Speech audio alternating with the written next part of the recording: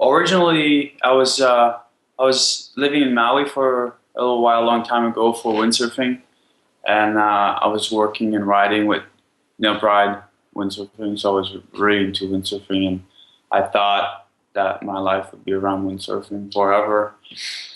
And then a couple people, were into kiting over there, the original crew, and I remember I would go at Kite Beach and look at the guys a little bit, but not being too much into it.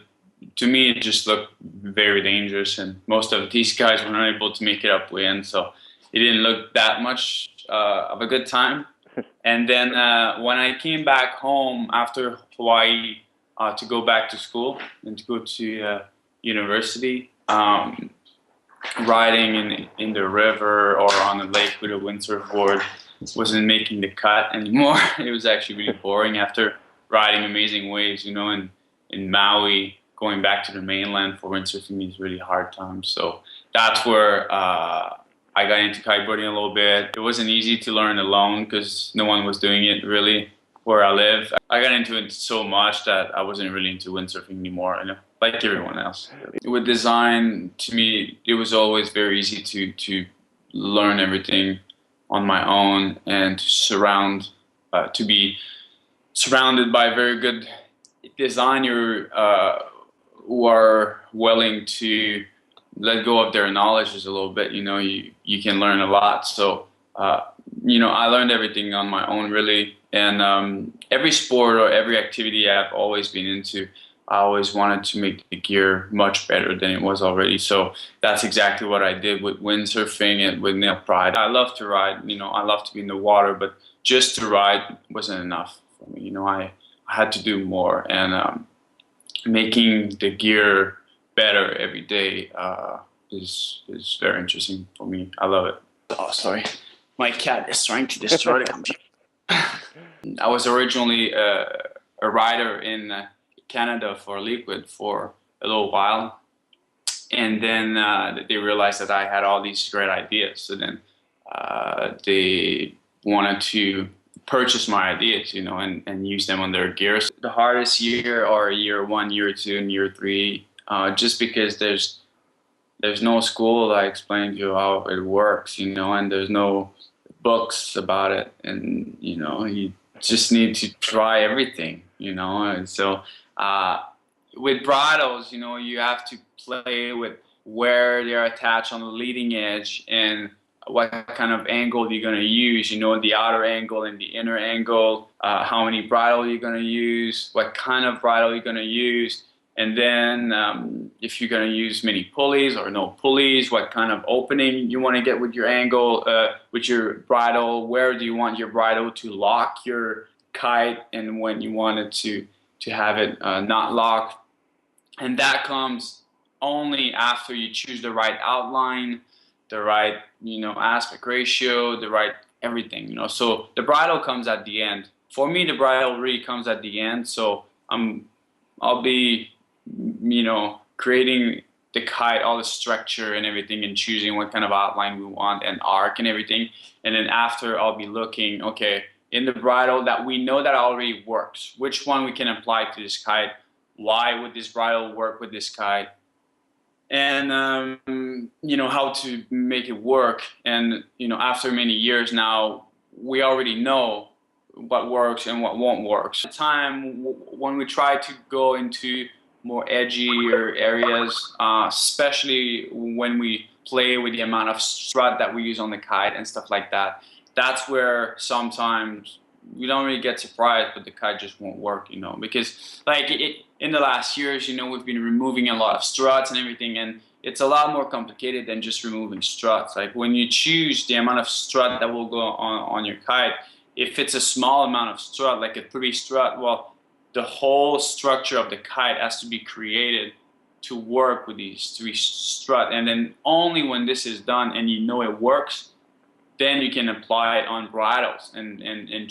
try to use as less bridle as you can, because it's been our goal, forever, to use as less bridle as we can. The other part of my life right now is music as well. I have a band It's a Montreal-based band. It's called Trusted Waters. And we're in studio right now actually recording a complete album, which will be released in July, I think. When I'm riding, I have to be in the water because I love it, you know. So I'm in the water riding with very good riders with me and with not so good riders with me as well, you know, because I ride with a lot of normal kiteboarders as well, you know, like weekend warriors. And riding with these guys all the time, I can, you know, I know exactly what are their needs because I'm in the water with them whenever they have a problem or whenever they have a good time, you know.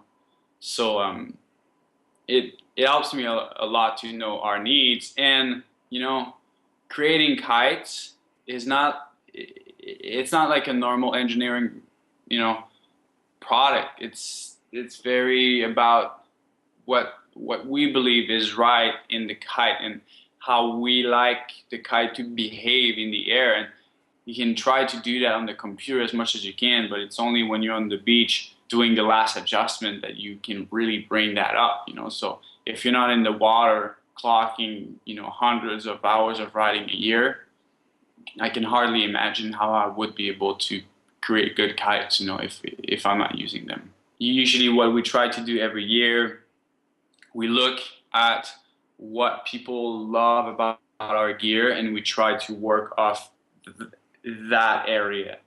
And then we look at what people might not have been too crazy about too on our gear, and we try to arrange this to make it much better, you know. So we knew for many years that the way that people inflate their kite, you know, using an 8 mm valve is a horrible way, you know, and we did it for many years and it's really hard to inflate the kite. And so a couple of years ago, a good mate of us, Scott Crumwine, was working on the crib for baby with two bladder that it was using to create the structure of the crib.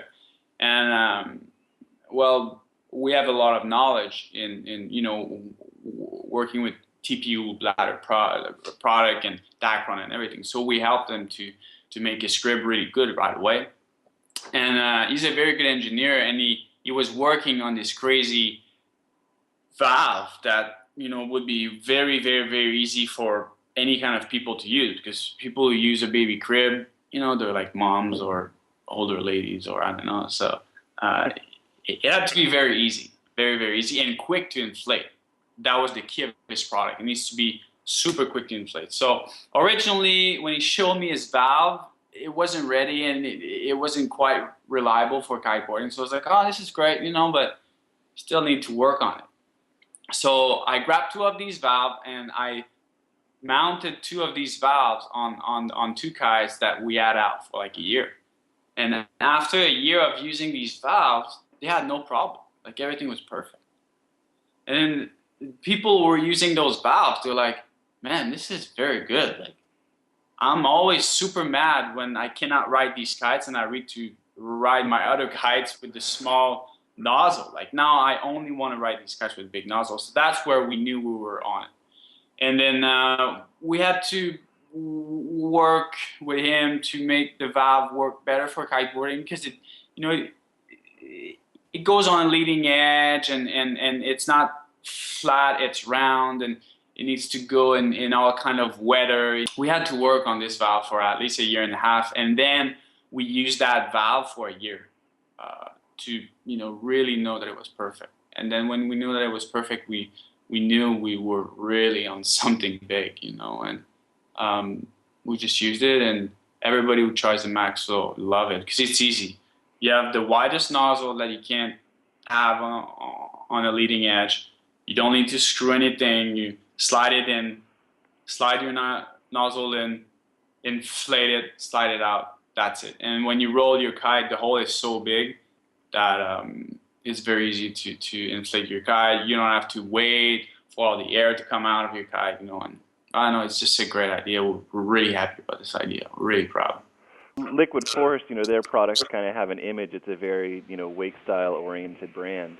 How do you make sure that the really hardcore wake style riders are satisfied with the equipment while still making sure everybody else is happy with it? I guess that's what I'm trying to ask. Yeah, that's a very good question.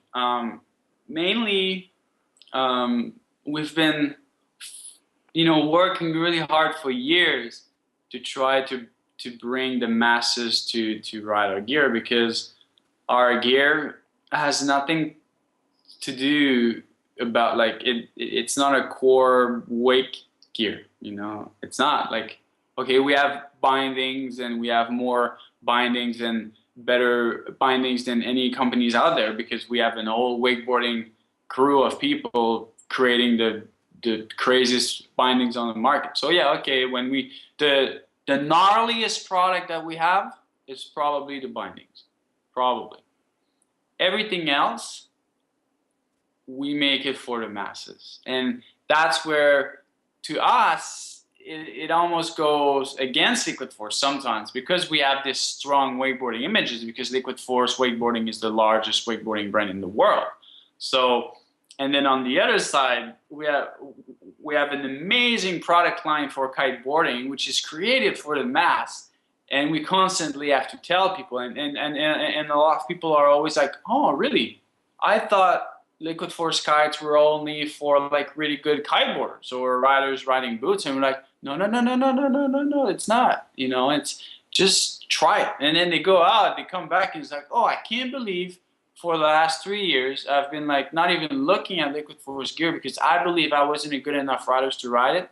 While yet, I just rode this kite, and it's so easy to ride it, like the NB, for an example. It's so easy to ride it. It does everything that I love, and I believe this kite will make me a much better kiteboarder.